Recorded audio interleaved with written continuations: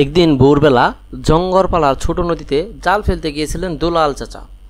হঠাৎ দেখতে পেল নদীর পাড়ে এক ছোট্ট বক পাখি ডানায় জড়িয়ে পড়া কুচুরি পানার ফাঁদে আটকে গেছে। দুলাল চাচা ভাবছিল, একটা পাখি পাচ্ছে কি হবে, আমি তো মাছ ধরতে এসেছি। কিন্তু মনের মধ্যে কেমন যেন কাঁপুনি লাগলো, যদি এই পাখিটা মরে যায়। সে পাখিটাকে ছাড়িয়ে দিল। অবাক করা ব্যাপার, ঠিক তখনই তার ফেলা জালে বিশাল এক বোয়াল মাছ ধরা পড়ল। দুলাল চাচা অবাক হয়ে ভাবল, এই পাখিটার রিজিক ঠিক রেখেছিলেন আল্লাহ, এবং আমারটাও আল্লাহ ঠিক রেখেছিলেন। আজও পাখিটা উড়ে বেড়ায় এই নদীর পাড়ে, আর দুলাল চাচা যখনই মাছ ধরতে আসে ঠিক তখনই মাছ পায়। বড় হোক আর ছোট হোক, রিজিকের মালিক তো আল্লাহ। যারা বিপদে পড়ে প্রাণীকে সাহায্য করে, আল্লাহ তাদের জন্য অদৃশ্য জালের ব্যবস্থা করে দেন, যেখান থেকে রিজিক ঠিকই চলে আসে। আপনি কি কখনো কোনো প্রাণীকে বিপদ থেকে বাঁচিয়ে এমন আশ্চর্য কিছু পেয়েছেন?